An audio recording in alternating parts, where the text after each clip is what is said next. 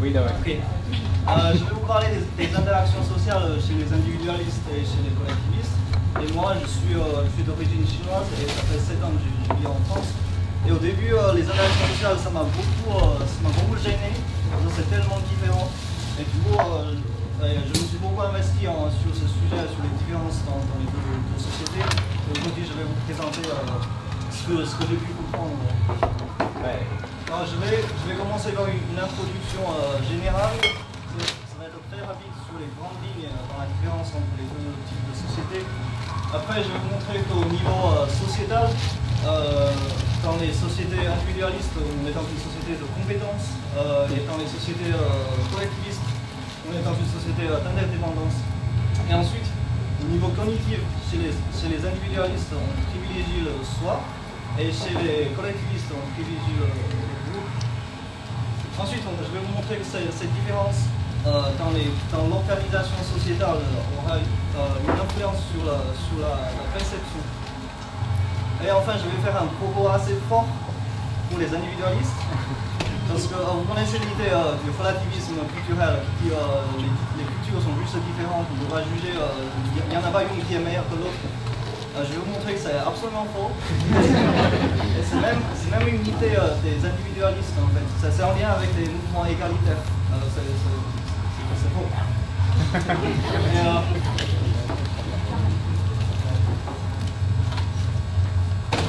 Je vais commencer par les définitions. Je ne vais pas les lire. Je vous laisse les lire.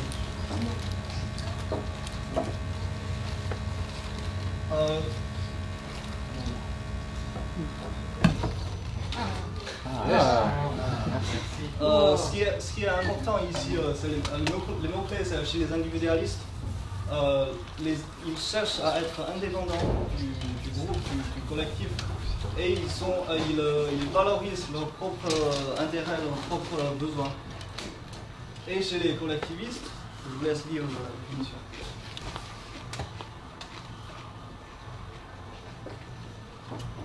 Chez les collectivistes, le mot-clé, c'est vraiment on se perçoit comme faisant partie d'un groupe et on perçoit les autres comme représentant l'autre groupe. Et il y a énormément d'obligations, de normes qui nous dictent ce qu'il faut faire dans notre groupe. Là, je vais vous présenter les caractéristiques comportementaux dans les deux types de sociétés, donc chez les individualistes. On cherche à se détacher du collectif, du groupe. Et chez les collectivistes, on est attaché au groupe. Et les individualistes cherchent à être indépendants et ils s'attendent à ce que les autres soient indépendants aussi. Tandis que chez les collectivistes, il y a une interdépendance dans le groupe. On prête attention les uns aux autres, on s'occupe les uns des autres. Et aussi, sachez que la différence n'est pas dans l'absolu. C'est pas que tous les individualistes sont comme ça et tous les collectivistes sont comme ça. On est en train de comparer deux grosses populations, du coup il y a beaucoup d'exceptions. Du coup, visualisez ça comme deux distributions normales, avec le moyenne bien décalé. Du coup, la plupart des individualistes ils font ça, la plupart des collectivistes ils font ça. Okay. Alors, les individualistes cherchent la liberté, ils aiment pas la pression, ils aiment pas mettre la pression sur les autres. Et chez les collectivistes, il y a énormément de normes et d'obligations qui sont la plupart du temps implicites. Et les individualistes, ils agissent selon leur propre but personnel, tandis que chez les collectivistes, on dit qu'il faut s'adapter au but du groupe. Souvent, il y a l'idée du sacrifice. On sacrifie notre propre but en faveur du but du groupe. Et les relations sont plutôt instables chez les individualistes et plutôt stables chez les collectivistes. Chez les individualistes, on a toujours plusieurs groupes d'amis et les gens sont plus ou moins interchangeables. C'est-à-dire que si je ne m'entends pas bien avec quelqu'un, je vais changer d'amis. Et chez les collectivistes, comme vous voyez, on est dans une relation d'interdépendance, on prête attention à tout le monde, ça dépense beaucoup d'énergie, du coup on a beaucoup moins de groupes, mais on est beaucoup plus proches. Et aussi, il y a beaucoup plus de divorces chez les individualistes. Il y a une corrélation positive entre le taux de divorce dans une société et son individualisme. Le coefficient de corrélation, c'est genre 0,31, un truc comme ça. Et les individualistes cherchent à maximiser leur... Oui. Tu vas voir ça après. Enfin, rappelle-moi après. Les individualistes... Ah oui, d'ailleurs, n'hésitez pas à intervenir. J'aimerais bien que ce soit interactif. Si vous avez des questions, posez-les sur le coup. Parce que ça sera assez dense et vous allez oublier après. Parce que par rapport au divorce, par exemple, j'imagine que les divorces sont plus courants dans les pays où économiquement et socialement c'est possible. Et du coup, est-ce qu'il y a assez de pays où c'est économiquement possible de divorcer et qui sont à la fois individualistes pour qu'on puisse D'accord, oui, il y a une... accorder du poids à cette corrélation? C'est vrai, il y a une corrélation entre l'individualisme et la situation économique. Et, mais disons, je sais pas, disons ça comme ça, il y a tellement de facteurs qui attribuent à la divorce, mais juste le fait que tu sois dans une société individualiste, ça prédit que il pourrait y avoir beaucoup de divorces, malgré tous ces facteurs confondants. Je ne sais pas que malgré cela, mais je pense que les faits, ça soit un cumul à la fois de l'individualisme et d'autres facteurs, comme par exemple la possibilité économique de divorcer. La possibilité économique de divorcer. On en parlera après.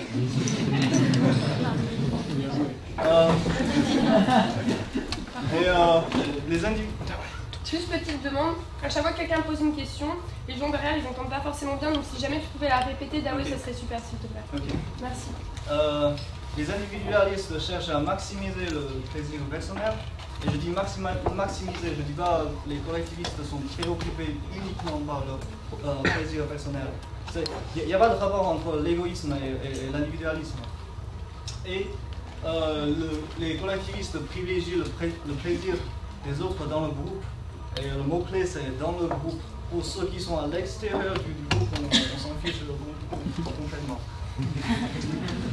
Et alors, les pays individualistes et collectivistes, la première chose à savoir, c'est pas un paramètre binaire. C'est pas soit des individualistes, soit des collectivistes, c'est un continuum.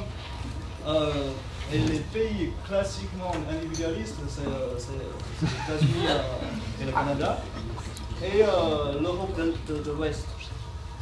Les pays classiquement collectivistes, c'est les trois pays asiatiques, c'est la Chine, le Japon et la Corée. Daoué, quand tu dis que dans cette description un peu atypique de collectivisme, on se préoccupe beaucoup des intérêts du bien-être des autres groupes, est-ce que tu veux dire que c'est comme ça que les gens se représentent consciemment? Est-ce que c'est leur référence subjective? Est-ce que c'est leur phénoménologie? Ou est-ce que c'est plus que ça? Est-ce que c'est aussi la fonction de leur comportement coopératif, de leur préoccupation pour les intérêts? En gros, est-ce que tu souscris un peu à la boucle d'échelle? Ou est-ce que tu veux juste dire qu'au niveau de la préoccupation subjective, de l'expérience consciente qu'ils font de leur relation aux autres, ils sont préoccupés par le welfare des autres? Tu vois ce que je veux dire? Oui. Je vais poser cette question à la fin. Je pense que je vais répondre à la question.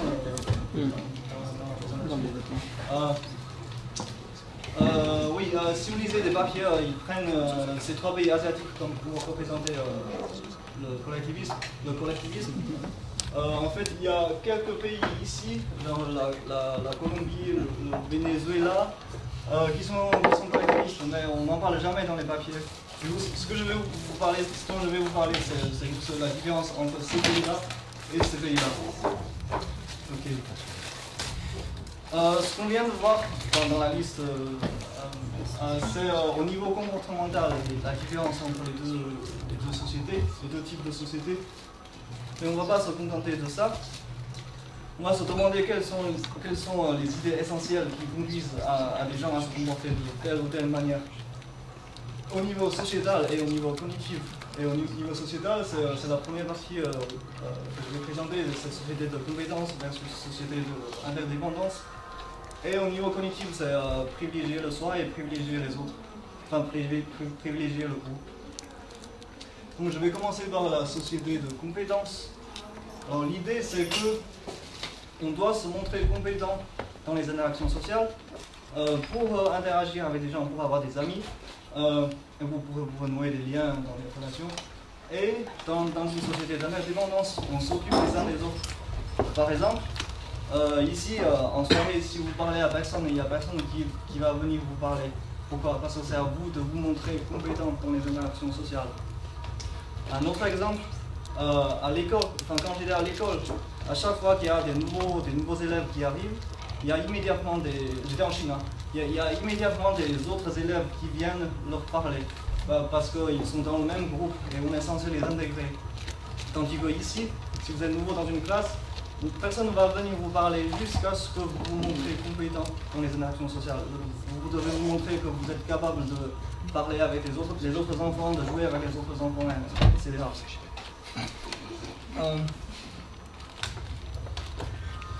Oui, un autre exemple. Imaginez que vous marchiez avec 6 personnes et tu fais des lacets.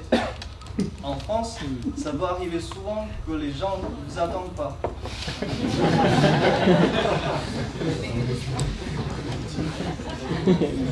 Mais en Chine, ça arrive quasiment jamais. Hein. L'idée c'est elle-même, on est dans une société de compétences.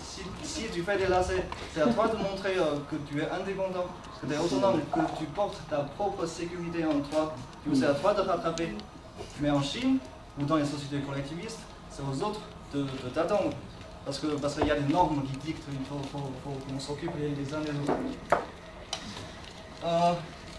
Je vais vous donner...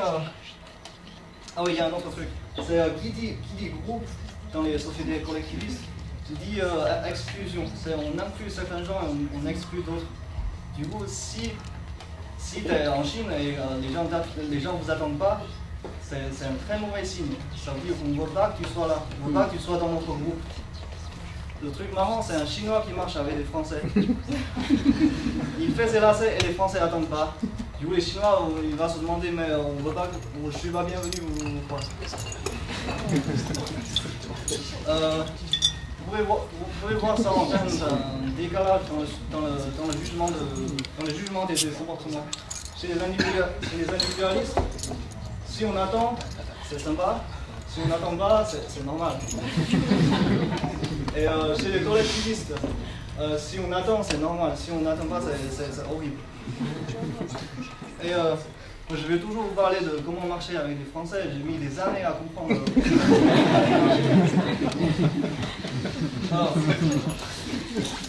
vous marchez comme ça, et vous pouvez mesurer la distance entre ceux qui sont en premier et ceux qui sont derniers. Il peut y avoir 100 mètres entre les gens. Mais chez les collectivistes, on reste collés les uns aux autres. Et non seulement ça, ceux qui marchent devant, chez vous, regardent pas en arrière. Pourquoi? Parce que vous êtes indépendant, vous êtes compétent. Du coup, c'est à vous de marcher plus vite. Vous faites ce que vous voulez.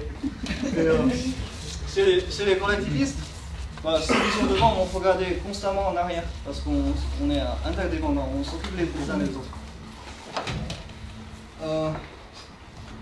Oui, toujours sur comment on marche. Donc vous êtes deux, et il y a une porte devant vous, et une seule personne peut passer. Une personne va passer en premier, l'autre va passer après. Et celui qui passe en premier, normalement, il ne regarde pas en arrière. Il n'attend pas la personne derrière. J'ai testé ça en fait.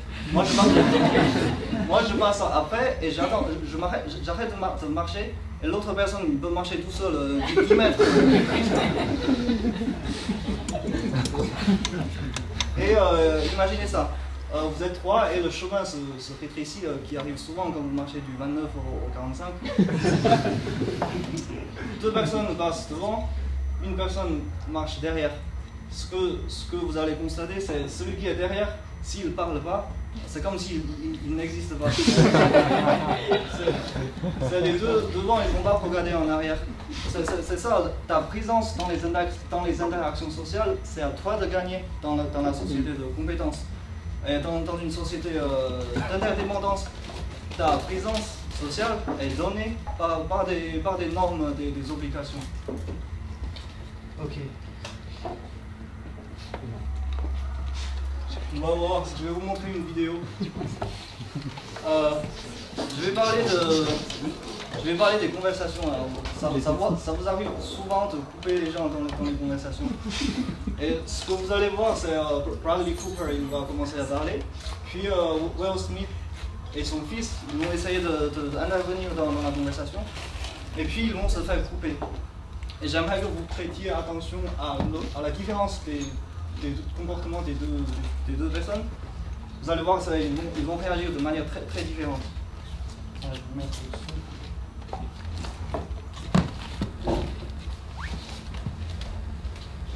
But yeah, no, that is something. You guys, that'll get you really humble. How does that keep you humble? No, well, because people sort of often. Ok. Je vais le montrer. Ce que vous avez vu, c'est Will Smith quand il est coupé, il a continué sa phrase, il a fini sa phrase. Voici un conseil pour vous. Si jamais vous êtes coupé, finissez votre phrase. Parce que ça montre que vous êtes confiant et que vous croyez en ce que vous dites. Et son fils, au contraire, c'est quand après qu'il s'est fait couper, il disparaît complètement. Si vous regardez ses gestes, il est comme ça et puis il a fait ça. Je vous remontre la vidéo. But yeah, no, that is something. You guys, that'll get you really humble. How does that keep you humble? No, well, because people sort of often.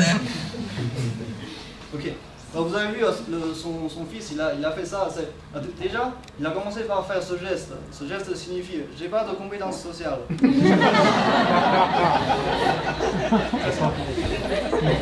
Ça signifie je vais attirer votre attention non pas par mes compétences sociales, mais par ce geste. Et d'ailleurs, c'est pas anodin, c'est un enfant qui fait ça, parce que les enfants, les autres s'occupent de leurs enfants. Du coup, on lui laisse parler. Du coup, il n'a pas appris que dans les interactions sociales, c'est à toi de gagner la présence, c'est pas aux autres de donner la parole. Et alors,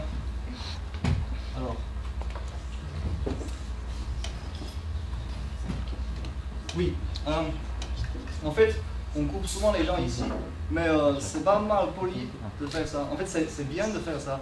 On vous donne le droit de couper les gens tant que tu as des choses intéressantes à dire. En fait, on va aller même plus loin que ça. On est 4 dans une conversation, il y a quelqu'un qui arrive et qui nous coupe complètement la parole. Mais s'il dit des choses intéressantes, on peut même suivre sa conversation que lui a créée. On vous donne le droit de nous couper quand vous dites des choses intéressantes. Il y a une idée profondément égalitaire derrière ça. C'est que quelle que soit ta race, quelle que soit ton origine, ton sexe, tant que vous êtes compétent, on vous laisse la parole, vous pouvez parler. Et c'est pas trop le cas dans les sociétés collectivistes. Ton rôle est largement déterminé par ton groupe, et une fois ton groupe est déterminé, t'es futur. Pour ajouter à ça que, en plus, le fait d'être un homme ou une femme, ça joue dans le qui va couper la parole, c'est-à-dire qu'un homme aura plus de facilité dans une société occidentale à couper la parole. Mais ça, justement, ça contredit ce que tu viens de dire. Je trouve que tu ne prends pas en compte. Il y a des études qui montrent que c'est les femmes qui coupent la parole aux autres femmes, pas les autres hommes qui coupent la parole aux autres femmes. Quoi? Mais du coup, ça veut quand même dire que tu te sens plus légitime à couper une femme qu'un homme. C'est les femmes qui coupent la parole aux femmes, c'est pas les hommes qui coupent la parole aux femmes. Non, ça. On va en discuter. Tu vas avoir des problèmes. Je suis pas sûr que. On en parle, On a tous cette intuition, mais personne n'a jamais vérifié. Ah, moi j'ai sûr que les femmes coupent. Non, que les hommes. L'intuition inverse. Enfin bref. C'est juste ce qu'on trouve. Alors après, il y a pris la parole et arriver à interrompre le discours de l'autre en continuant à parler quand tu suis son discours. Si tu vois, je peux commencer à parler quand tu parles et si tu n'arrives pas, moi tu peux t'arrêter à parler. C'est fort parce que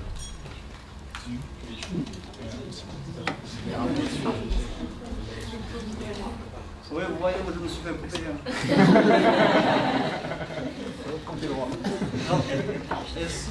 Ce qu'on voit dans votre société, c'est il y a aussi des gens qui se font. Ils pensent qu'on a tous le droit de parler, du coup ils coupent la parole et ils disent des choses. Et vous voyez des gens qui se barrent quand ils disent des choses ennuyantes, mais lui il ne se rend pas compte. parce qu'il n'a pas compris la précondition, c'est que tu dois dire des choses intéressantes.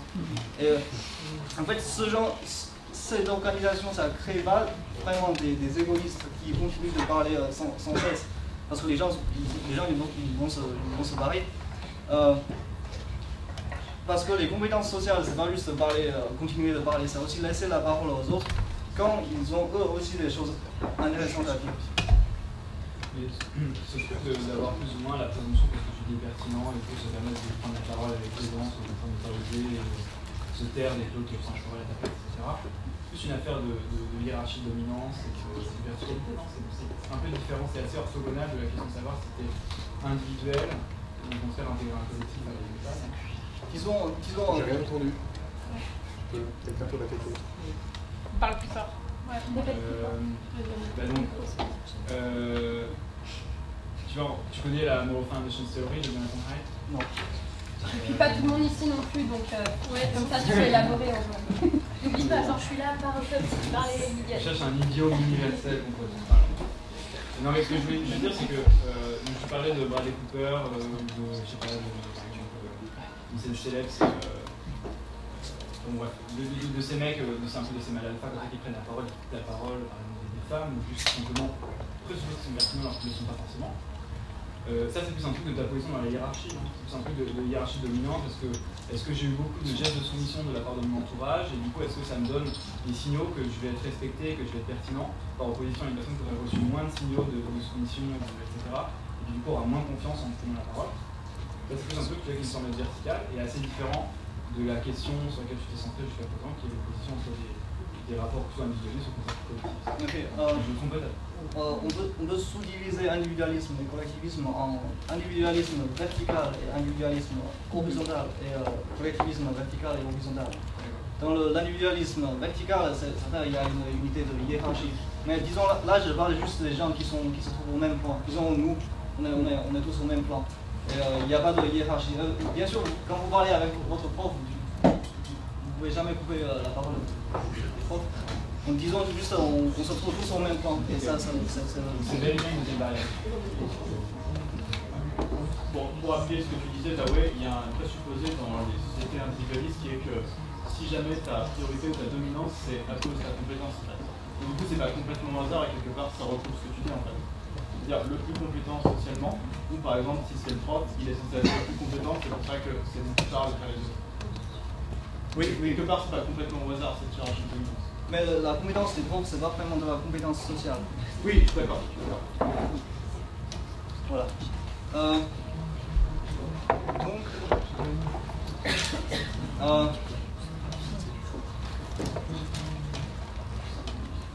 Oui, et aussi, dans les sociétés individualistes, on trouve une industrie de livres, de vidéos sur comment prendre la parole, comment interagir avec les gens.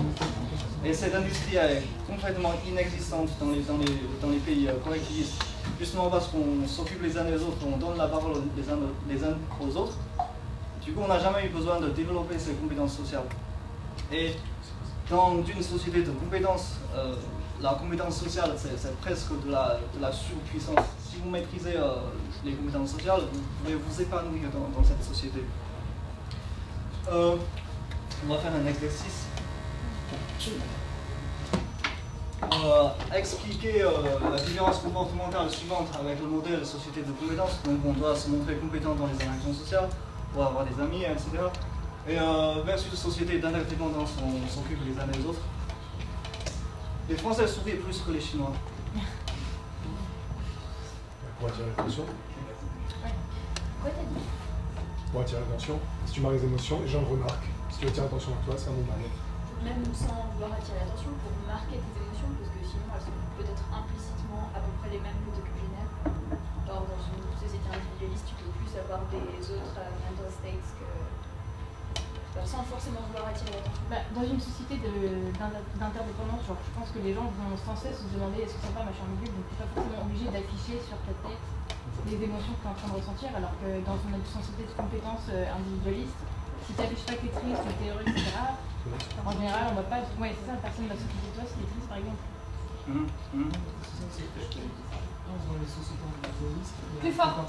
dans les sociétés individualistes, il y a un comportement normal et un comportement mieux qui permet de se distinguer, alors que dans les collectivistes, c'est plutôt l'inverse, on a un comportement normal et on a un comportement pire qui permet de faire sortir les individus.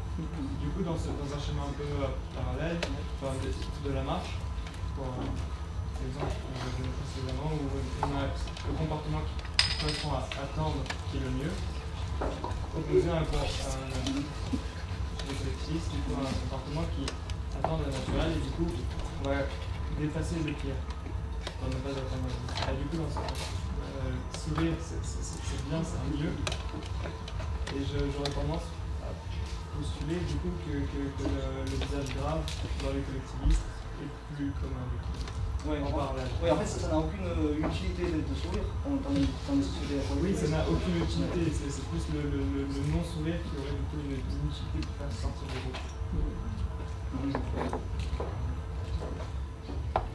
Je sais pas dans quelle mesure ça recoupe éventuellement le truc que d'autres ont dit, mais il me semble qu'il y a au moins deux types de sourires différents fonctionnellement. Il y a le sourire de la soumission qu'on trouve chez les primates, chez beaucoup d'animaux, chez plein de mammifères, enfin, chez les chiens, etc. C'est-à-dire en gros, je me soumets à la volonté du dominant et je suis non agressif, je me soumets, je ne veux pas aller au conflit. Donc pour ce sourire-là, je n'ai pas d'hypothèse. Et pour l'autre sourire, qui est un peu différent, qui consiste plutôt à dire je sollicite ta générosité, ta coopération, ta prosocialité. À ce moment-là, j'aurais tendance à dire que dans une société de compétences plus individualistes, on est moins interdépendant, on est toujours un peu, mais on est moins. Il va falloir plus acheter la prosocialité de l'autre, sa coopération, par des gestes, par un don. Et on va être moins capable de la présupposer. C'est une société d'interdépendance où chacun présuppose son niveau d'interdépendance et du coup, par défaut des politiques de prosocialité, un seul de prosocialité de plus haut. Non, mais ça revient un peu à ce qu'a dit Antoine, c'est-à-dire que quand tu es dans une société collectiviste, tu n'as pas besoin de défendre ta position, en fait, tu as besoin d'être agréable avec les autres, elle est déjà assurée. Par contre, quand tu es individualiste, il faut que les autres t'apprécient, il faut que tu montres que tu es un partenaire intéressant, quoi, et du coup, bah, ça y passe. Et je pense que ça revient un peu, du coup, elle est plus marquée. C'est ça, moi, j'ai une information. Non, ça marche avec l'émotion ou pas? Je sais pas, je crois. Mais ce que j'ai observé, sa question c'était est-ce que ça marche pour les autres émotions?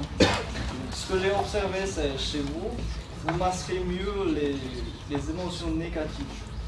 C'est genre une fille qui vient de se faire larguer la veille, le lendemain il vient en cours, je vois absolument rien. mais chez les collectivistes, en fait, t'as intérêt à afficher ta dépression. Parce que c'est pas toi qui es censé t'occuper de toi-même, c'est les autres qui sont censés s'occuper de toi. Du coup, il faut qu'ils sachent que t'es déprimé. Du coup, les Chinois ils font plus la gueule que les Français. Je veux dire, en fait, c'est plutôt dans l'optique de collectiviste. Sourire, c'est bizarre, parce que, à mon avis, parce qu'en Russie, il y a un petit peu de ça aussi, je vois, parce que comme tu as dit avant, il y a ces trucs de groupe et on s'occupe que de son groupe. Donc tu souris que à ton groupe en fait. Donc c'est trompeur limite de sourire à tout le monde parce que c'est quoi ton groupe, enfin, les gens peuvent te regarder bizarrement, tu souris que à ton groupe et parce que c'est ton groupe qui est dépendant,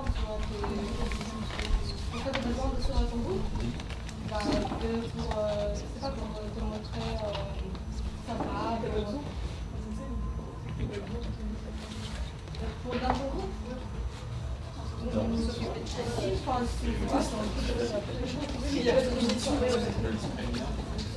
tu veux dire, c'est que le sourire, des fois, c'est un signal d'appartenance à un groupe, c'est un signal. Ça permet de marquer les relations du groupe à groupe. Je souris, c'est dans la société en large, il n'y a pas de sourire parce que de base, il n'y a pas de groupe très proche. Donc, le sourire, c'est quelque chose qui a lieu que seulement dans les petits groupes. C'est un rituel de reconnaissance des individus. Oui, peut-être une dernière remarque. Est-ce que l'expression des émotions peut être mal perçue dans le sens où, par exemple, dans la société individualiste, puisque sourire, par exemple, va faire en sorte qu'on soit plus accepté par le groupe, puisque le dominant, entre guillemets, voilà.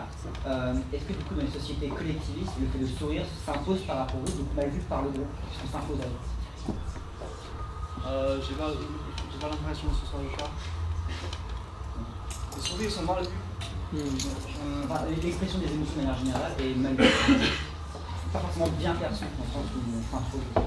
Oui, c'est vrai. En fait, vous allez voir ça, l'expression des émotions. Vous allez voir ça un peu.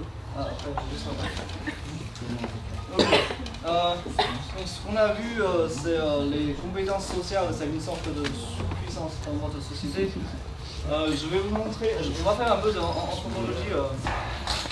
Je vais vous montrer que ça remonte à l'Antiquité et que c'est le cas depuis plus de 2000 ans dans les deux civilisations. Donc je vais vous parler du... Enfin, ça sera très rapide cette partie. Donc la notion du logos, ça remonte à Platon, à Aristote, à Héraclite, etc. En fait, tous les philosophes ils en parlent.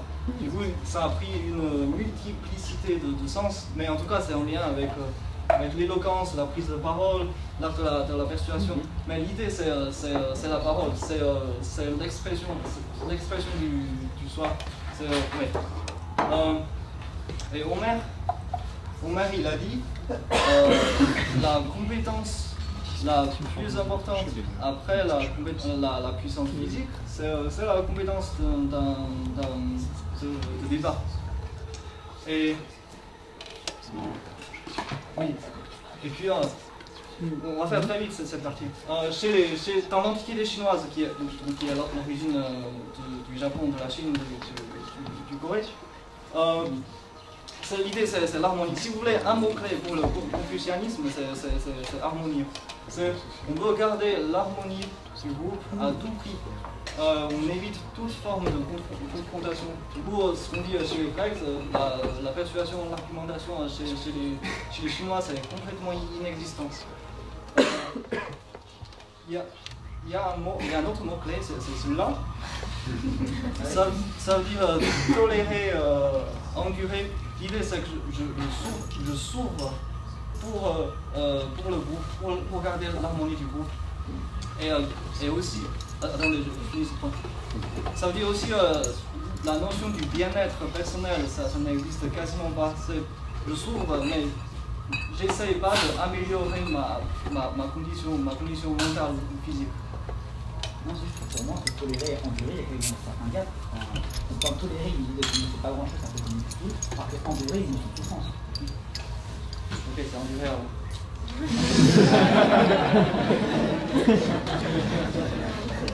L'idée c'est je souffre, mais je ne fais rien, je tiens. Confucius, je veux bien, mais Lao Tse, il me semble, qui recommande aux gens d'aller vivre dans la forêt tout seul comme des ermites. Et même s'il y a une notion d'harmonie forte dans ce que j'ai dit, je vois pas le rapport avec ce que tu dis maintenant. D'accord. Le taoïsme, c'est pas vraiment chinois.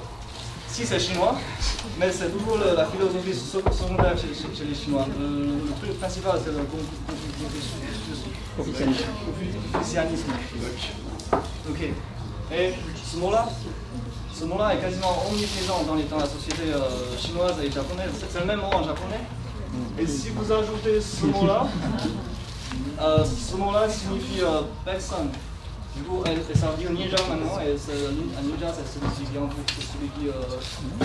qui tolère. Et ce mot-là, je vais vous expliquer le sens de ce mot-là. En fait, la partie supérieure, ça veut dire couteau. Ça ressemble à un couteau. C'est un couteau. Et ça, c'est une goutte de sang. Et la partie inférieure, ça veut dire cœur. L'idée, c'est j'ai un couteau sur le cœur, je saigne, mais je fais rien. C'est ça l'idée. L'objectif, c'est garder l'harmonie du groupe.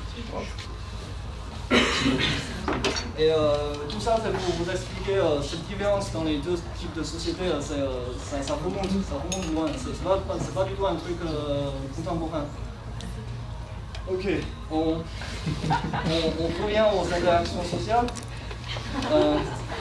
Imaginez qu'il y a une conversation entre deux personnes.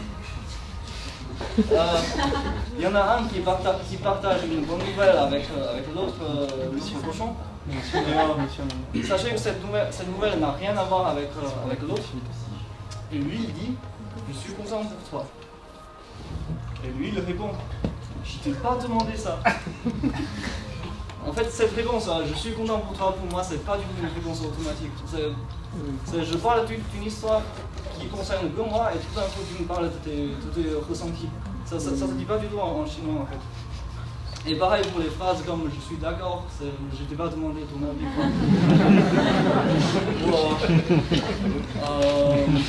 Ou moi aussi j'ai fait ça, ou je suis désolé pour toi.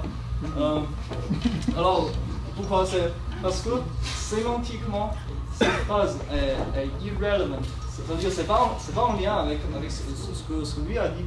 Si vous voulez une réponse qui est relevant, ce sera soit sur le jeu, donc du parcours, un truc comme ça, soit sur être pris, donc comment être pris par le Codemaster, soit sur le Codemaster. C'est quoi le Codemaster? Du coup, cette réponse au niveau sémantique est complètement pas en lien avec la phrase précédente. En fait, lui, il aurait pu dire genre Napoléon, et c'est la même chose.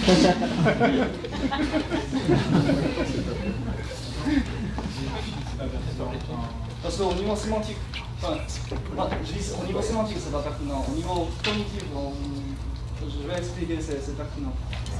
Ça veut dire le sens de cette phrase n'a rien à voir avec ça. Si vous donnez ça à un robot, il ne va pas produire ce genre de phrase. Mais l'organisation humaine, avec les influences qu'on fait,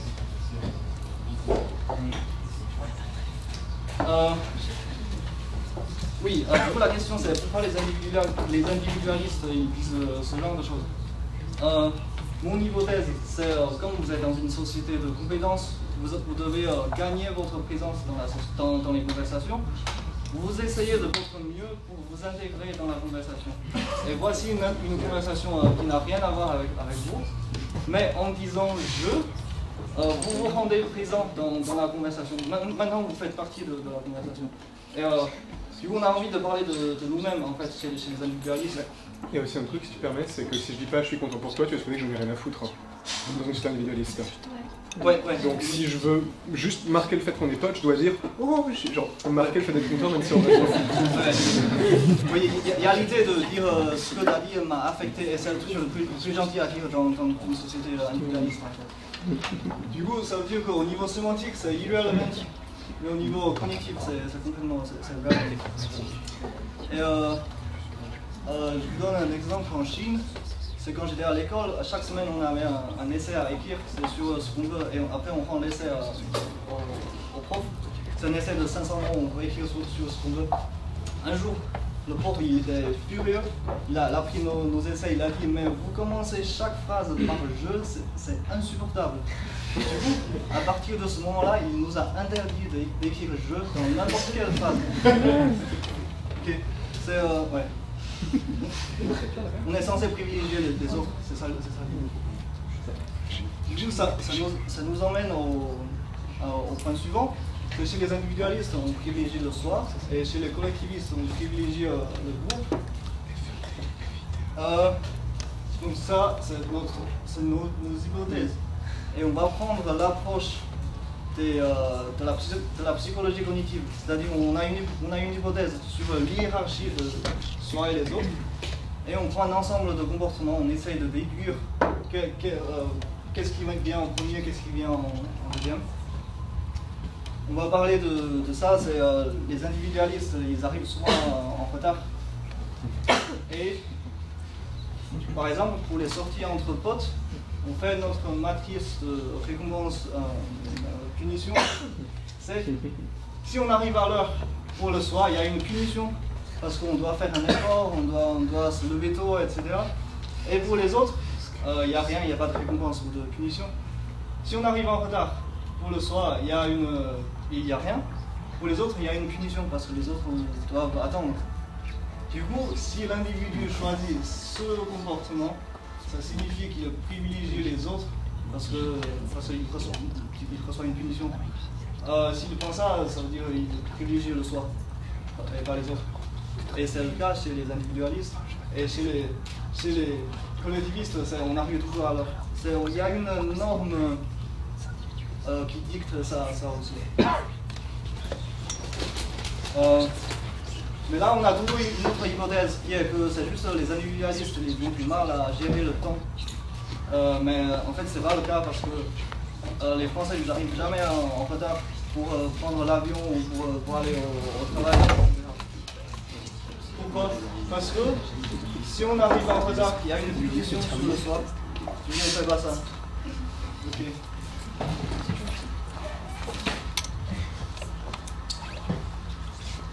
Oui. En fait, c'est pas du tout un truc mal poli d'arriver en retard. Enfin, si c'est un peu mal poli. Le truc, c'est que vous savez que c'est mal, mais vous le faites quand même. Enfin, en France, on a des carrosses de vitesse. Mais oui. C'est pas l'idée d'arriver à l'heure, en fait. Oui, ok. Je crois que au Brésil, on arrive une heure après, la femme qui, les gens qui habitent ici, quand on rentre des gens, ils disent qu'est-ce que tu fous là? Il faut avoir 3 heures de retard, c'est mal élevé. D'accord. Ok. Je pense que ça, c'est un truc inventé par ceux qui sont toujours en retard. Non, je vais prendre trop court, c'est bon. Mais en plus, ça dépend de ton cours. Ça dépend si tu parles de rendez-vous avec une prof, avec qui tu dois faire un truc. En fait, si on parle de soirée entre amis, comme ça, c'est rien de légal. C'est peut-être aussi parce que la norme, c'est d'être en retard et que tu sais que les autres sont aussi en retard.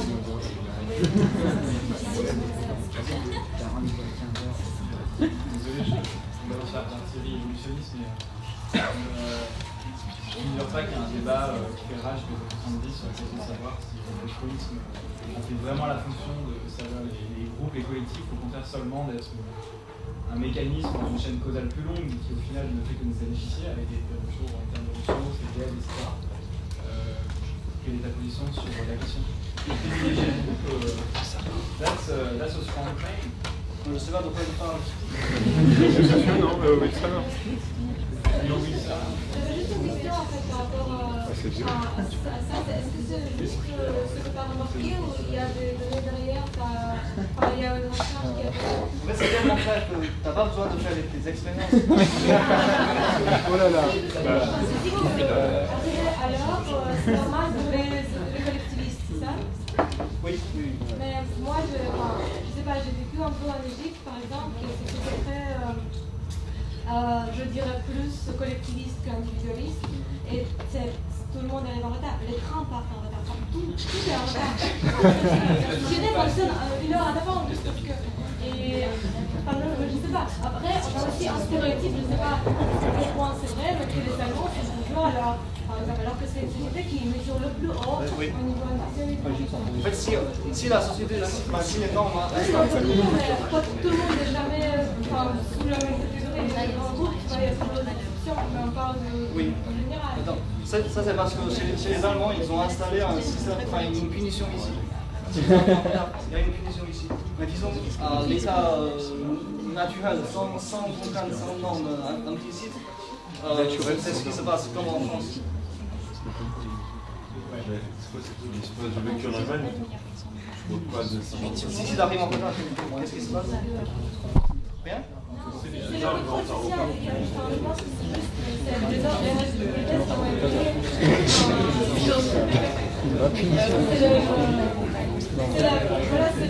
C'est les personnes des normes on pas établi par une structure large.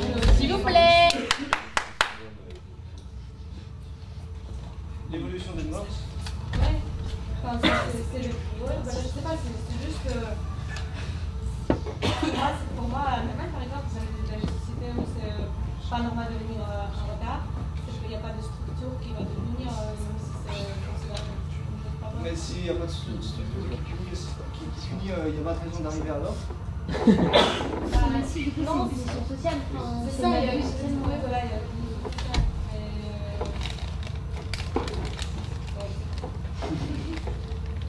Peut-être pour résoudre ce problème, on peut tout simplement dire que tout ce qu'on voit ici, c'est des statistiques en général. Il y aura toujours des contre-exemples pour les groupes.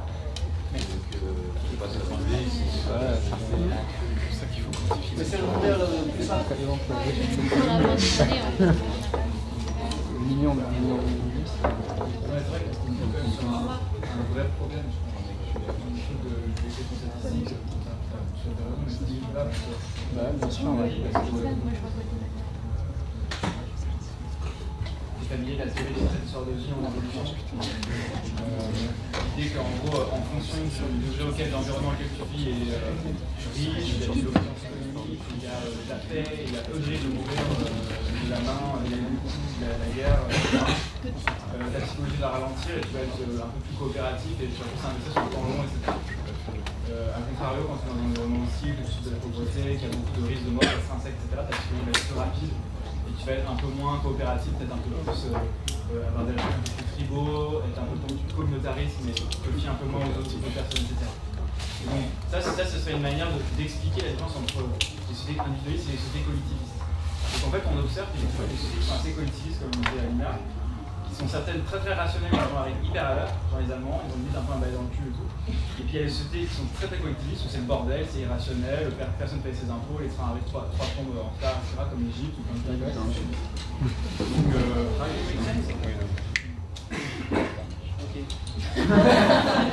en fait, on est un peu en retard. Une question. Qu'est-ce qui se passe en Chine quand tu arrives en retard, par exemple? Si tu arrives en retard, ça peut arriver que la prochaine fois on t'invite plus. D'accord. Tu n'es plus dans... Juste au niveau des amis ou à l'école, par exemple? Ah, à l'école, c'est scandaleux d'arriver en retard. D'accord. C'est pas possible. Ok. Alors qu'en France, c'est toléré, même si un peu puni, quoi. Ouais, c'est là, mais en fait, c'est... dans une société individualiste, on cherche la liberté. Et du coup, c'est beaucoup mieux d'être comme ça, parce que l'idée, c'est que je me permets, il y a un pacte réciproque entre les deux personnes, je me permets d'arriver en retard. Si j'arrive en retard, tu fais pas la gueule. Et du coup, si tu arrives en retard, je fais pas la gueule non plus. Du coup, on peut tous les deux agir selon notre rythme. Et on est tous les deux plus libres. Un autre exemple, ça revient au titre de mon bac. Tu as prévu d'aller à une soirée, mais 30 minutes avant la soirée, tu sens que tu as la flemme. Ok. Soit tu viens en soirée, soit tu viens voir en soirée. En fait, la première fois qu'on m'a dit j'ai la flemme, j'étais vraiment choqué parce que comment ça peut être une excuse dans cette société? Parce que avoir la flemme, il n'y a aucun facteur extérieur. C'est pas parce qu'il y a le train qui ne marche pas ou il y a plus de feu, etc. J'ai la flemme, c'est juste que je préfère rester dans mon lit que de sortir avec vous. Pour moi, c'est vraiment classique. Je privilégie mon ressenti. Et pareil, si on fait la matrice de punition-récompense, si je viens en soirée, il y a une punition pour moi parce que je dois faire un effort pour venir. Et pour les autres, il n'y a rien. Si je ne viens pas, il n'y a rien pour moi. Peut-être même une récompense proposée. Pour les autres, il y a une punition parce que c'est frustrant de ne pas venir, de venir, mais de ne pas venir au final. J'ai pris ça dans Game of Thrones et j'ai trouvé que ça résume bien l'individualisme. Je t'aime bien, mais je m'aime plus. Alors, l'idée c'est, lui, Tyrion, il a demandé à son ami de risquer sa vie pour sauver la sienne. Un individualiste répondrait je vais pas risquer ma vie pour sauver la tienne. Mais dans les sociétés collectivistes, il y a l'idée du partage des ressources non matérielles, c'est-à-dire la souffrance par exemple. Si tu souffres, je vais partager ta souffrance. Et chez les individualistes, c'est si tu te noies, je ne vais pas me noyer avec toi. Mais, sauf si je suis en sécurité, mais dès que je perçois que ma vie est en danger, je vais me retirer. Si jamais que vous êtes dépressif, par exemple, ça peut arriver que votre ami vous dit je ne peux pas vous aider. Ce qui ne se fait pas dans les sociétés collectivistes. Ok. Ah oui, il y a une autre idée. C'est dans les sociétés individualistes, on privilégie le soi, on met le soi en première place et on met les autres en deuxième place. Mais si je suis bien, j'ai pas besoin de m'occuper de moi-même et je commence à m'occuper des autres. Et on va parler des mouvements égalitaires après, parce que vous vous occupez des gens des autres races, des réfugiés, c'est inimaginable pour un collectiviste. Ok. Maintenant, on va parler de comment ça influence la perception. Voici la prémisse. Je vous laisse lire. C'est sûr comment? Ouais, je vous laisse lire.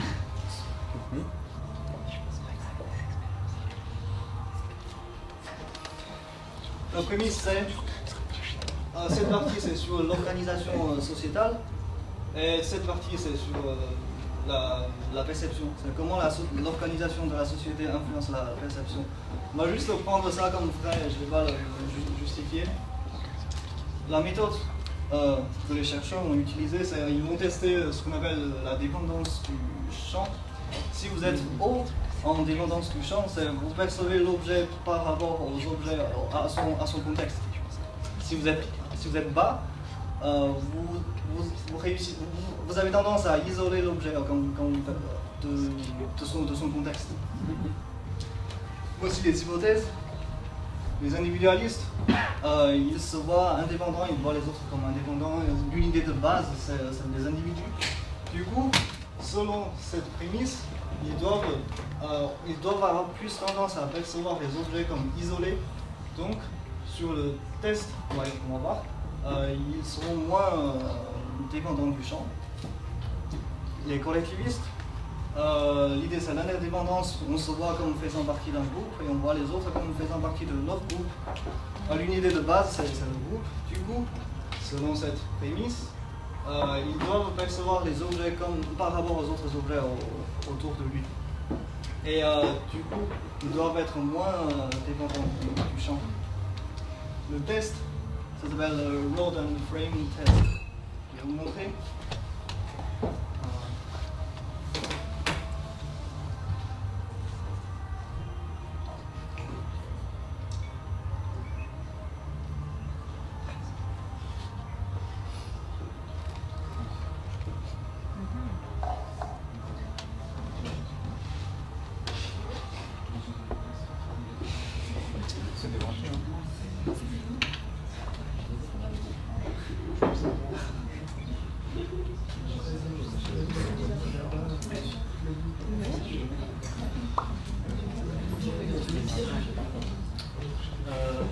Vous pouvez ignorer tout ça, mais il faut attendre un peu.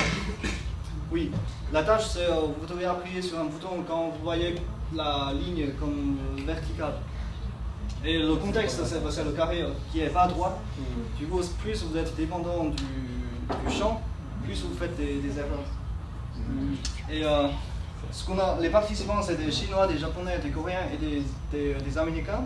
Et les résultats, c'est tout à fait comme prévu. Les Asiatiques ils font plus d'erreurs que les Américains. Donc ça signifie que les collectivistes ils perçoivent les objets par rapport à son environnement. Et les individualistes ils perçoivent les objets comme isolés.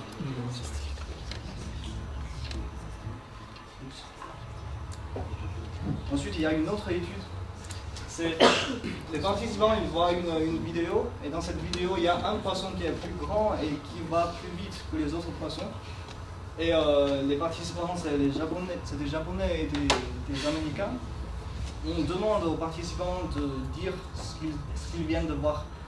Les Japonais ils ont tendance à commencer par décrire le contexte. Ils disent c'est peut-être une rivière, ce genre de phrase. Les Américains ils disent la première phrase c'est souvent sur ce poisson-là. Et sur l'ensemble des phrases qu'ils disent, les Américains ils disent 70% plus de phrases sur ce poisson que les Japonais. Et dans la deuxième expérience de cette étude, là c'est une tâche de mémoire. Donc les participants ils voient une série d'images avec un animal dans l'image. Ensuite, dans la phase de test, de rappel, ils voient une image et ils doivent décider s'ils ont vu l'animal avant ou pas. Il y a deux conditions, soit l'image qu'ils voient c'est identique à l'image qu'ils ont vue avant, soit ils voient une image où l'animal c'est le même mais le fond est changé. Et les Japonais ils sont largement perturbés par le changement du fond. Et donc le temps de réaction est beaucoup plus long et ils font beaucoup plus d'erreurs. Tandis que chez les Américains, il n'y a pas de différence entre les deux éditions. Donc ça veut dire que les Japonais, les collectivistes, ils perçoivent plutôt l'ensemble de la scène. Ils perçoivent les objets par rapport aux autres objets. Et les individualistes, c'est plutôt ils perçoivent l'objet le plus saillant. Et il y a une autre étude, c'est la dernière étude. C'est avec on trace les mouvements oculaires. Les individualistes, ils focalisent sur l'objet saillant dans la scène, et les collectivistes, ils regardent un peu partout. Du coup, ça signifie, ça suggère que pourquoi il y a une différence perceptive chez les deux types de gens, c'est parce que peut-être les collectivistes, ils regardent à peu près tout dans la scène, tandis que les individualistes, ils prêtent attention à l'objet le plus saillant. Et ça, c'est peut-être parce que c'est une localisation sociétale qui leur dicte de prêter attention à cet élément ou pas à d'autres éléments. Ok. Oui. C'est l'organisation sociétale qui leur dit ça. Oui. C'est un énoncé un peu sociologique. Ça veut dire quoi exactement? C'est la question que j'allais poser. C'est quoi le mécanisme exactement par lequel l'organisation sociale façonnerait la perspective de l'enfant? C'est ma prémisse. Pourquoi ce serait dicté, pas construit autrement? Je pense aussi que le social. Vous pouvez lire ça. Ah, moi je demandais plus de sociale.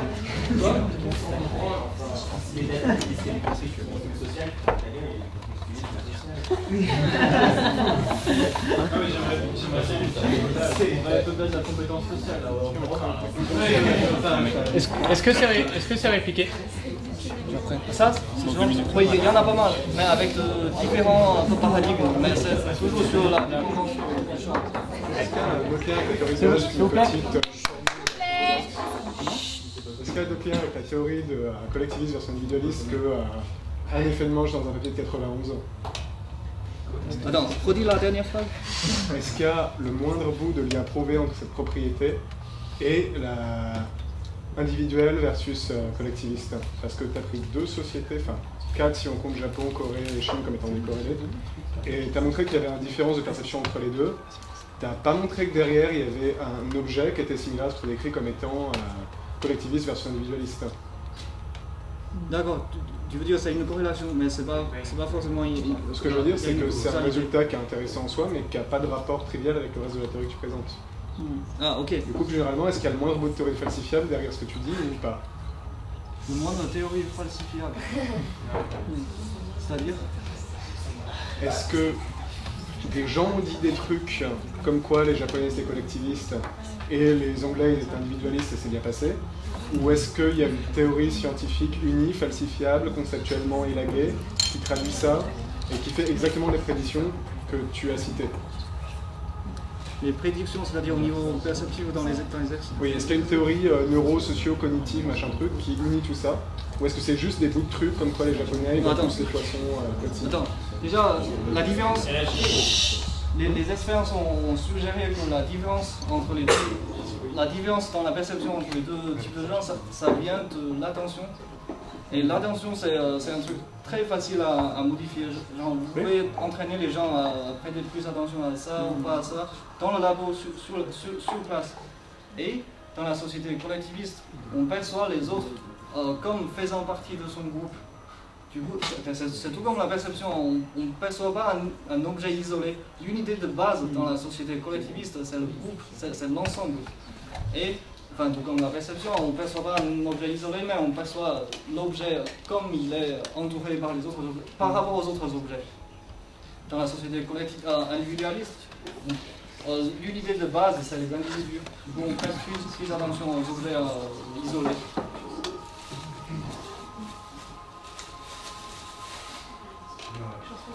J'ai l'impression que tu décris sur la... Tu veux parler plus fort? Ouais, j'ai l'impression que tu décris sur les objets isolés plutôt que sur le contact.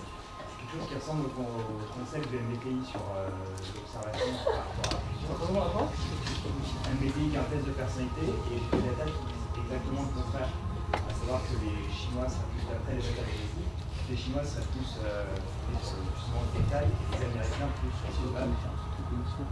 Le MBTI, c'est pas très scientifique. C'est quoi la science? C'est pas très scientifique. La même que celle qui est présentée ici, les datas sont exactement les mêmes. D'accord. En tout cas, sur ce point-là, j'ai l'impression que c'est quoi la science?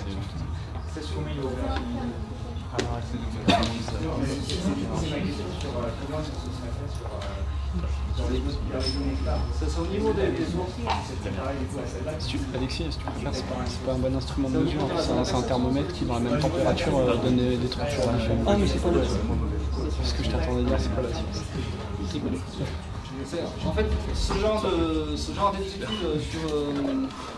sur la dépendance du champ, il y en a plein qui comparent l'individualisme et le collectivisme, mais avec des paradigmes différents. Mais tout ce que j'ai vu, c'est toujours le même résultat. Ça va dans le même sens que ça. C'est plaqué tout à l'heure, en fait, c'est bizarre parce que tu as finalement d'avancer un peu. Tu te fais plaquer depuis tout à l'heure, peut-être une bonne idée de, je sais pas, j'avais plus où on est parti en fait. Avance. Ouais, c'est ça.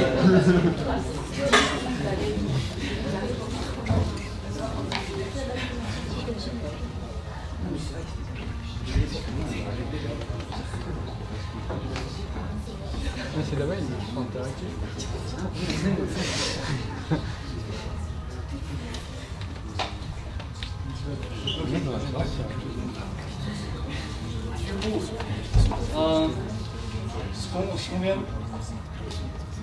Ce qu'on sait en sciences cognitives, c'est la plupart des participants qu'on fait venir dans le labo, ce sont des individualistes. Ce sont des Américains ou des Européens. Ce qu'on vient de voir, c'est qu'il y a une différence interculturelle dans la perception. Et les sciences cognitives cherchent à étudier la perception humaine universelle en général. Du coup, la question, je voulais lancer un débat. J'ai pas la réponse à ces questions, mais j'aimerais vous faire réfléchir sur ces questions-là. Est-ce que les résultats sont généralisables si on n'a que des participants individualistes? Attends, je vais monter le truc. Ou est-ce qu'il faut prendre les participants collectivistes aussi? Et imaginez cette société, la société suivante. La loi interdit aux citoyens de regarder la couleur rouge. Quand ils voient le rouge, ils doivent se détourner. Et maintenant, il y a un prof X qui veut étudier la perception de la couleur rouge. Est-ce qu'il doit prendre des participants de cette société? Ou comment juger quels sont les participants qu'on doit prendre qui va donner des résultats généralisables à tous les humains? Ce que je voulais dire, c'est que tu as des travaux de psychologie interculturelle qui montrent de manière assez vénère qu'il y a peu de résultats qu'on peut généraliser à toutes les sociétés. Je pourrais parler de papier sur les normes de coopération parce que c'est un peu l'obsession des gens en évolution culturelle, mais apparemment ça tient pour à peu près tout. Donc l'idée c'est de dire c'est pas généralisé, pas très bien. Pour à peu près toutes les données qu'on a en psychologie, elles sont pas reproductibles sur des gens qui ne sont pas occidentaux, étudiants en psychologie, blancs, etc. etc.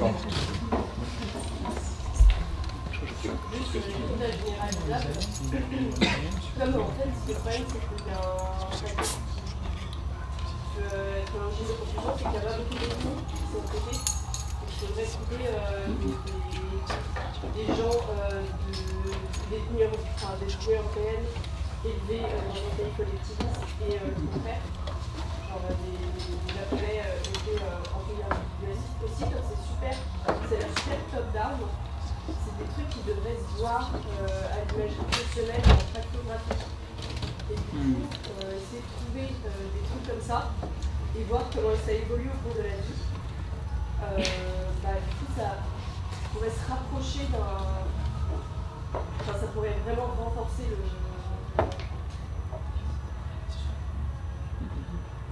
Je ne vais pas vous répondre, c'est pour lancer dans les débats. J'ai pas de réponse. Quelqu'un d'autre? Oui. Alors, il me semble que pour la question de l'ethnie, ça a été un peu traité. Il y a des gens qui essaient de généraliser cette expérience à d'autres contrastes sociétaux. Je ne sais pas si tu as vu ça d'Away, mais en fait, Nesbeth a écrit un livre sur ça. Il cite certaines études qui ont essayé de faire ça avec des juifs orthodoxes et non orthodoxes, tous américains. Et il constate des différences qui sont à peu près similaires dans le moment d'échec à celles qui trouvent entre les Japonais ou les Américains. Mais si les résultats que j'ai généralisés ne sont pas appliqués à une autre société, est-ce que ça signifie que ce n'est pas appliqué à la cognition humaine? Par exemple, ici, si je fais une étude sur la perception de la couleur rouge, je constate que les gens regardent la couleur rouge de manière normale, mais maintenant je vois qu'il y a une société où les gens ne peuvent pas regarder la couleur rouge. Est-ce que ça signifie que mes résultats ne sont pas généralisables? Ou est-ce que cette société est spéciale, on veut juste l'ignorer? Ça dépend si c'est une action consciente de tourner ton regard quand c'est le couleur rouge, ou si c'est quelque chose qu'on incarne depuis l'enfance et que tu n'es même pas capable de regarder la couleur. Enfin, tu vois ce que je veux dire? Dans ce cas-là, on pourrait effectivement dire que la société a fait en sorte qu'il y aurait un mécanisme qui s'est développé, qui s'est renforcé, et maintenant, voilà, c'est comme ça. Mais si c'est juste purement conscient, bah, on ajoute juste un facteur, la loi qui dit ça et ça ne change rien pour la conclusion sur l'état général de la gens. Oui, je vois. Mais il faut regarder chez les enfants. Là, par exemple, ouais. Enfin, je sais pas, non, c'est une exemple.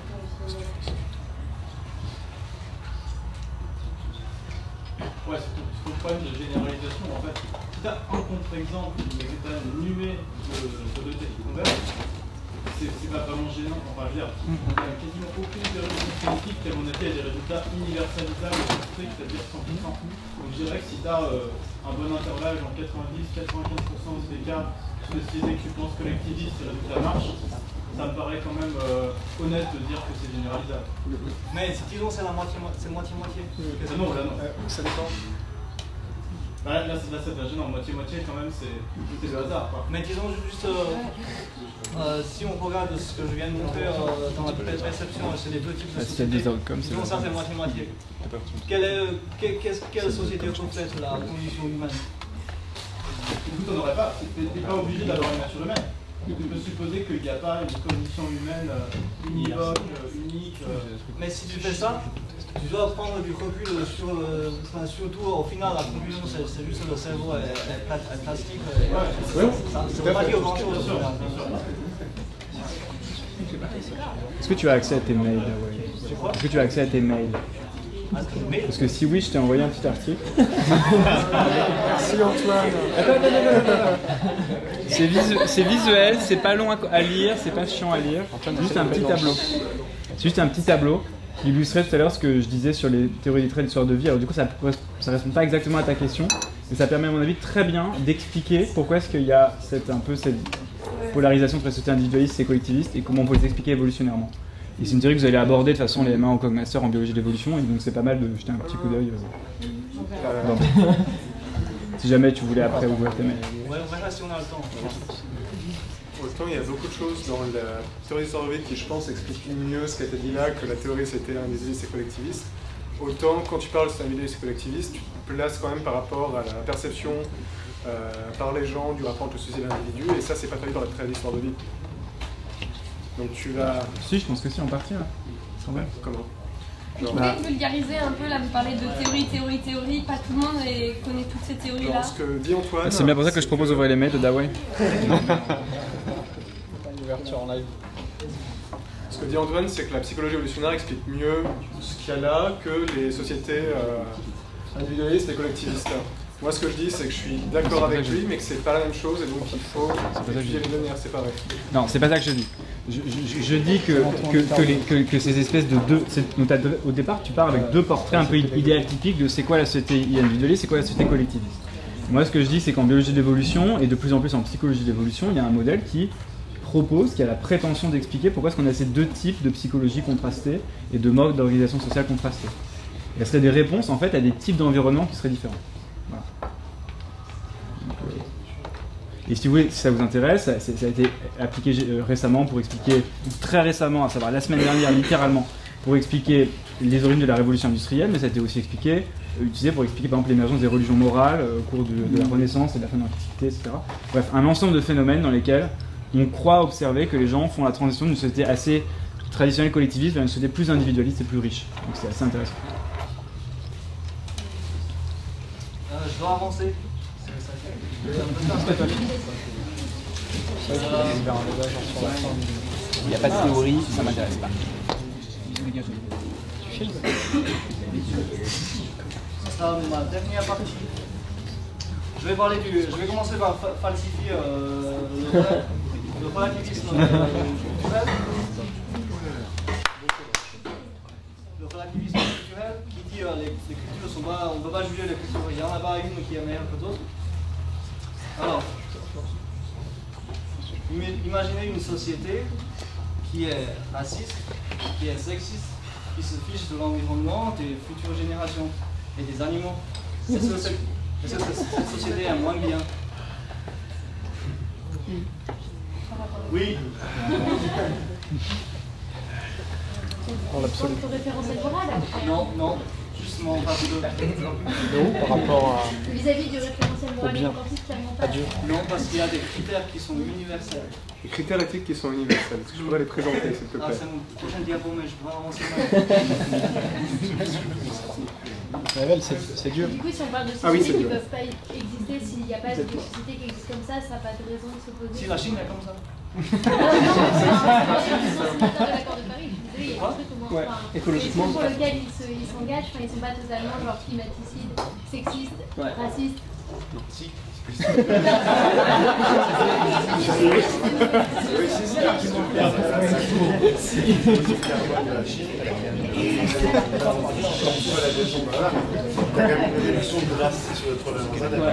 Comment est-ce que tu expliques ça? Il y a une volonté de réduire au niveau écologique l'impact environnemental. C'est juste qu'ils ont capté qu'ils arrivent à respirer comme ça. D'accord. C'est mieux fou. Ok.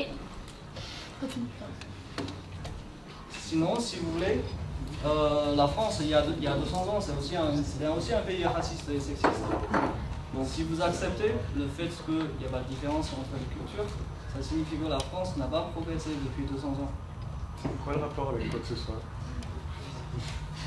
Je comprends pas la question.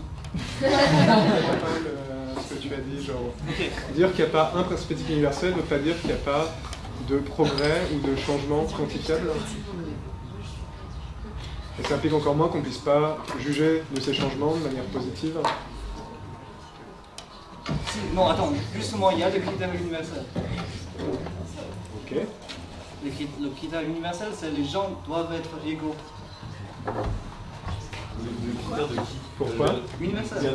Pourquoi? Oui, ça va. va. Non, universaliste, tu veux dire. Non, il veut dire universel. Ah, pardon. Non, attendez, universel signifie pas que c'est accepté par tout le monde. Ah, d'accord, bon. Mais ça veut dire que qu'il devrait. Et précisément parce que c'est pas accepté par tout le monde que ceux qui n'acceptent pas ce critère sont moins bien. Tu peux le démontrer, s'il te plaît. Parce que c'est universel, c'est juste comme ça.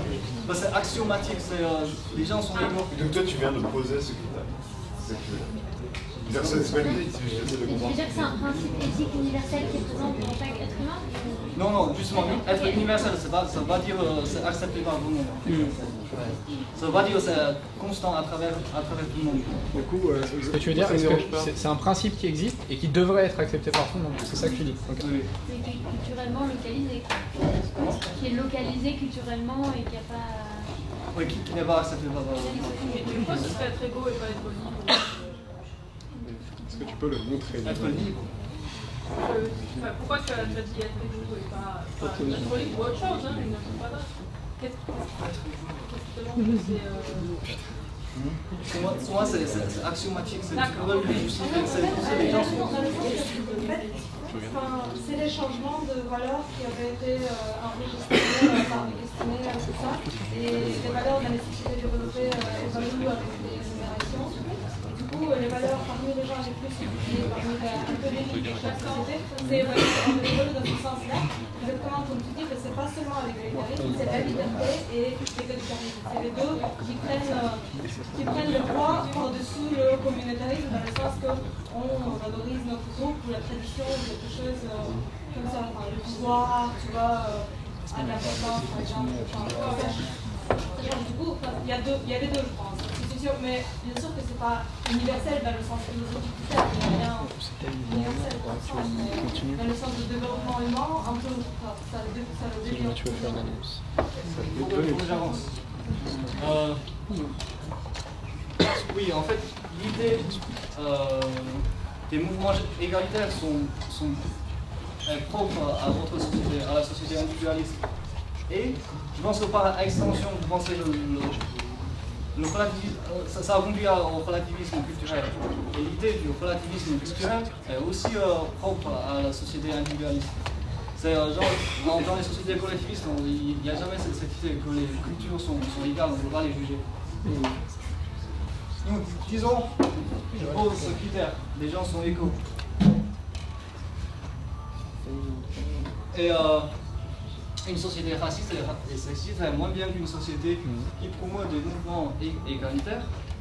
Une société collectiviste est une société raciste et sexiste. Une société individualiste est une société blablabla. Donc, une société collectiviste est moins bien qu'une société individualiste. Alors, pourquoi est-ce que la société collectiviste est nécessairement raciste et sexiste? Alors je comprends que tu construis cette identité, le nous contre le eux, mais c'est pas nécessairement raciste, c'est pas nécessairement sexiste. Ok, attends. Alors il manque un truc. Justement, le collectivisme, c'est quand je vois quelqu'un, je ne le perçois pas comme un individu, mais je le perçois comme représentant son groupe. C'est exactement l'idée du stéréotype, l'idée fondamentale du racisme. Comme ce que font les identités politiques. Je dois avancer.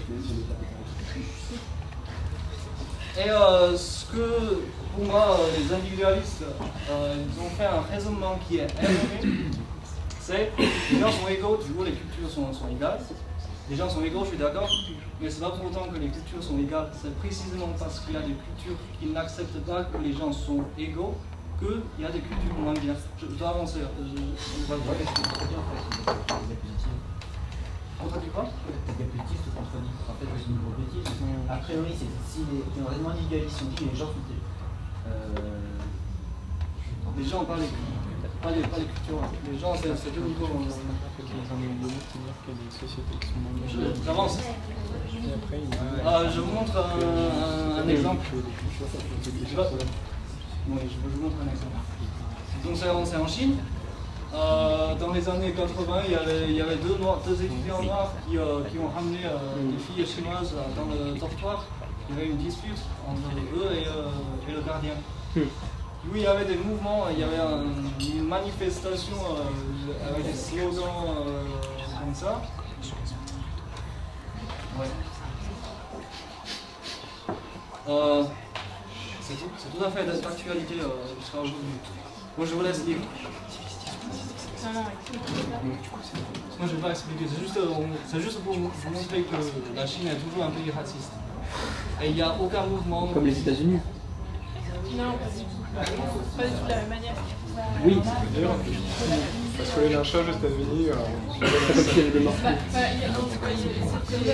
On avait vu il n'y a pas longtemps une pub chinoise c'était une pub pour une lessive. Hein. Tu vois la chinoise qui met de la lessive dans la bouche d'un noir et après il devient blanc. C'est un truc comme ça que voilà, on ne peut pas voir ça aux États-Unis. Ça ne veut pas dire qu'il n'y a pas de racisme aux États-Unis, mais c'est pas le même. Vraiment, ça fait scandaleux. Et la différence qui distingue les deux types de sociétés en termes de ça, c'est pas juste on est raciste, les Chinois sont racistes et vous pas. C'est surtout on n'a pas envie d'être pas raciste. Et que vous cherchez à être pas raciste. Oh, oui. Et ces mots-là, même pas en chinois. J'ai pas le temps d'expliquer. En fait, du coup, comme ces mots n'existent pas en chinois, du coup, j'ai cherché la traduction. En fait, c'est complètement raté. Ça dit vieille règle, aux habitudes, c'est raté. C'est pas le fait que je représente pas, je vois pas la personne comme un individu, mais je le vois comme représentant son groupe. C'est pas du tout la traduction. Et j'ai fini, merci.